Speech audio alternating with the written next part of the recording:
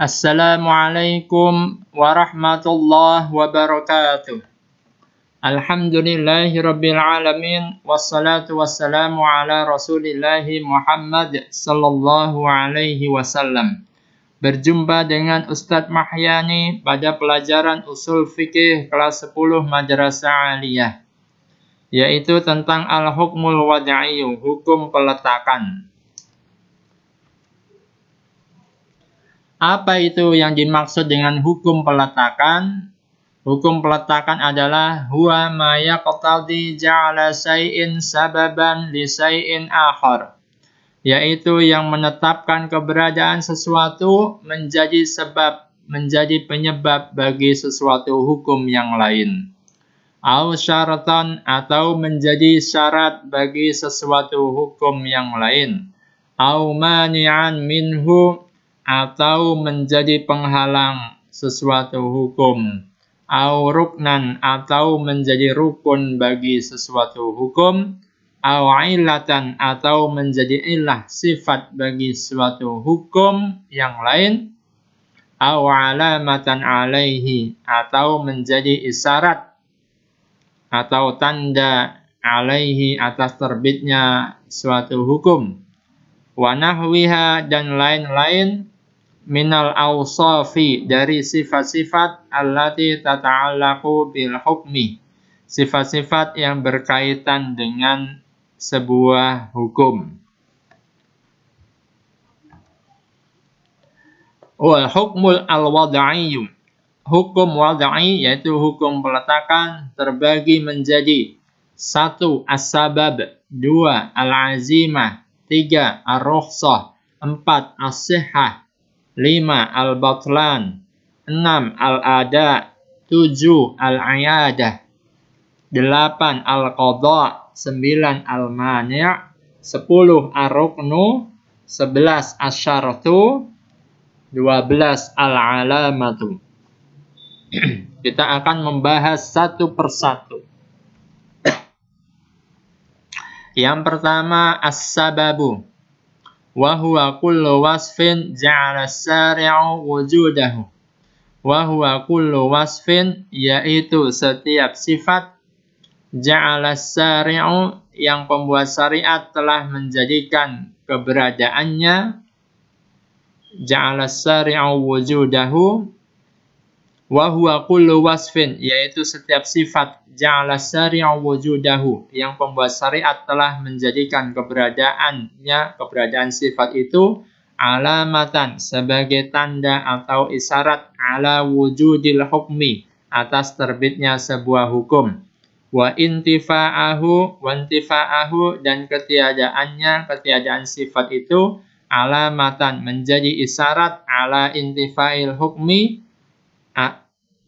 atas ketiadaan sebuah hukum. Kamilkin nisabi, seperti kepemilikan nisab. Fa innahu sababun, maka sungguh ia sebagai penyebab. Fi wujubiz zakati, berlakunya kewajiban bayar zakat. Kamilkin nisabi, seperti kepemilikan nisab. Fa innahu sababun, maka sesungguhnya dia sebagai penyebab. Fi wujubiz zakati, berlakunya kewajiban bayar zakat. Ilustrasinya, al-muslimu, seorang muslim, misalnya mempunyai kekayaan yang berupa kambing. Jumlah kambingnya berkisar antara 40 sampai 120 ekor. Berarti sudah mencapai nisab, di mana nisab ini menjadi penyebab berlakunya hukum kewajiban bayar zakat ternak kambing. Sehingga nisab ini menjadi as-sabab, menjadi penyebab. Sehingga zakat yang dibayarkan berupa 1 ekor kambing atau 1 ekor domba. Kemudian yang kedua adalah as-syartu. Huwa ta'liqu amrin bi amrin akhar, yaitu menggantungkan suatu perkara hukum dengan perkara hukum yang lain. Contohnya adalah Sabda Rasulullah sallallahu alaihi wasallam, la tuqbalu salatu, tidak diterima salat seseorang. Man ahdatsa, tidak diterima salat seseorang yang berhadas hatta yatawaddo'a, hingga dia berwudu. Hadis riwayat Imam Bukhari. Fasihatus salati, maka sahnya salat itu mu'allaqatun, bergantung biwujudil wudu'i, bergantung pada sahnya wudu.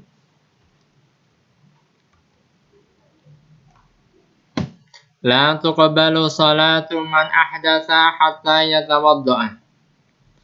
Seperti tidak diterima salat seseorang yang berhadas hingga dia berwudu. Hadis riwayat Imam Bukhari.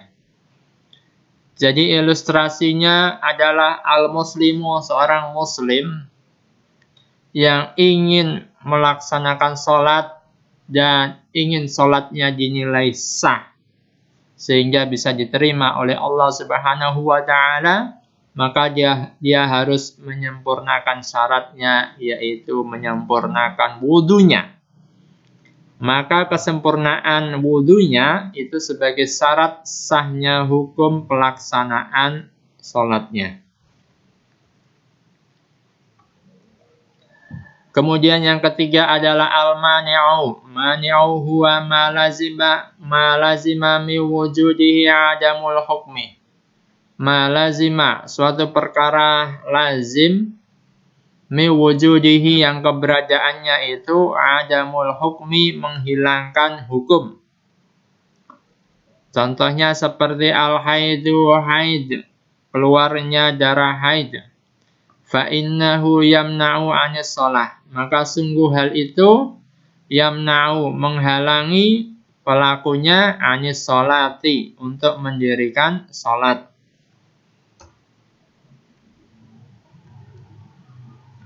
Al-haidu fa innahu yamna'u 'anis shalah, seperti keluarnya darah haid, maka sungguh hal itu menghalangi pelakunya untuk mendirikan salat.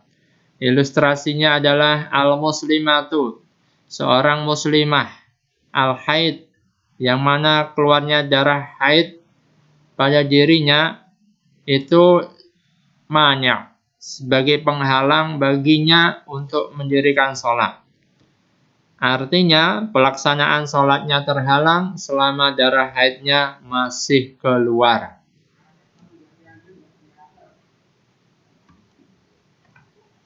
Kemudian yang keempat adalah ar-ruknu.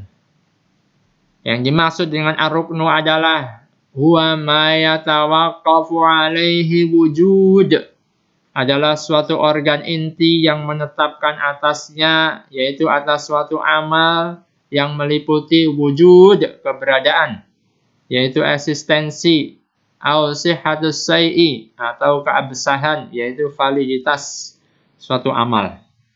Haitsu annahu, karena sungguh ia, yaitu organ inti itu, juz'un minhu, jadi bagian darinya, yaitu bagian dari amal tersebut.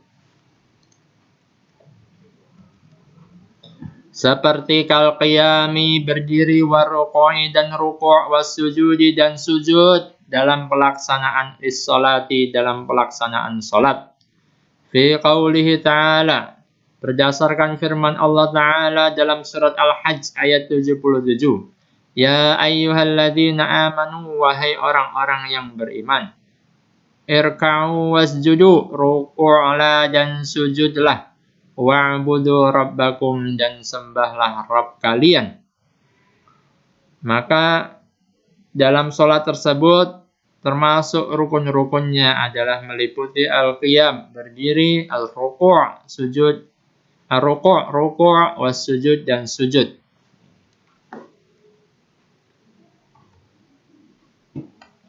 Kemudian yang kelima adalah al-alamatu.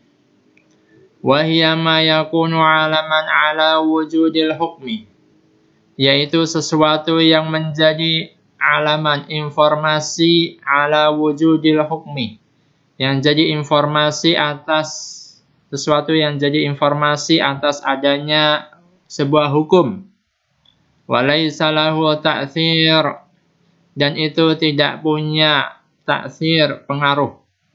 Dan itu yaitu informasi tersebut tidak punya taksirun, pengaruh fi wujudihi, dalam eksistensi, au wujubihi, atau keberadaan dalam pelaksanaan hukum. Eksistensi atau kewajiban dalam pelaksanaan hukum. Itu informasi tersebut tidak punya pengaruh. Kal adzani liiqamatis shalah, seperti azan sebagai informasi dimulainya pelaksanaan sholat. Jadi ilustrasinya seperti ini. As-shalah, ketika kita mendapatkan kewajiban untuk melaksanakan sholat, maka seruan azan itu tidak berpengaruh terhadap kewajiban dalam pelaksanaan hukum sholat. Jadi seandainya tidak ada azan, maka sholat tetap wajib ditegakkan meskipun tidak ada azan. Kemudian ar-rukhsah, ma tsubita, yang nomor 7 ar-rukhsah, ma tsubita bidalilin syar'iyyin li khususi halatil udri. Yang keenam al-azimah, ma tsubita syar'an li ghairi halatil udri. Azimah itu suatu hukum yang ditetapkan oleh syariat li ghairi halatil udri, untuk yang tidak keadaan berhalangan. As-sholati qa'iman, seperti sholat dalam keadaan berdiri. Kemudian yang ketujuh adalah ar-rukhsah. Ma tsubita bidalilin syar'iyyin, yaitu suatu hukum yang ditetapkan dengan dalil syariat li khususi halatil udri, untuk khusus yang keadaan berhalangan. As-sholati qa'idan, seperti sholat dalam keadaan duduk, au mudtaji'an, atau dalam keadaan berbaring. Kemudian yang kedelapan as-sihhatus sah, hiya qaunul fi'li muwafiqan lis-syar'i, yaitu bentuk perbuatan yang muwafiqan, yang sesuai dengan as-syar'i, dengan aturan syariat. Kemudian al-batlanu, batal, huwa qaunul, yang kesembilan batlan, batal, huwa qaunul fi'li, yaitu bentuk perbuatan ghairu muwafiq, yang tidak sesuai dengan syar'i, yang tidak sesuai dengan aturan syariat. Kemudian yang ke-10 adalah al-ada, yaitu al-ityanu bil ma'muri bihi, mendatangi perkara yang diperintahkan, fi waqtihil muqaddar, di waktunya yang ditetapkan oleh syar'an, oleh syariat.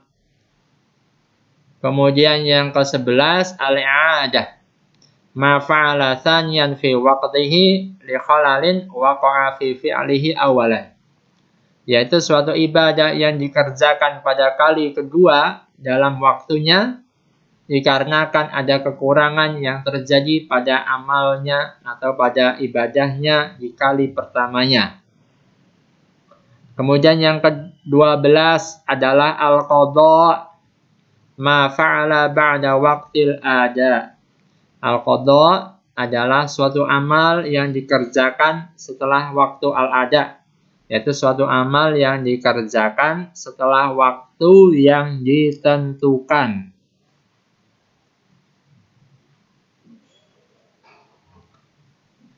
Demikian, alhamdulillahirabbil alamin, telah selesai kajian kita pada kesempatan kali ini, yaitu mengenai al-hukmu al-wad'i. Demikian, kurang dan lebihnya Ustaz mohon maaf. Allahu a'lamu bishawab. Semoga memberikan manfaat. Kita tutup dengan membaca alhamdulillahirabbil alamin dan doa kafaratul majlis. Subhanakallahumma wa bihamdika asyhadu an la ilaha illa anta astaghfiruka wa atubu ilaik. Assalamualaikum warahmatullahi wabarakatuh.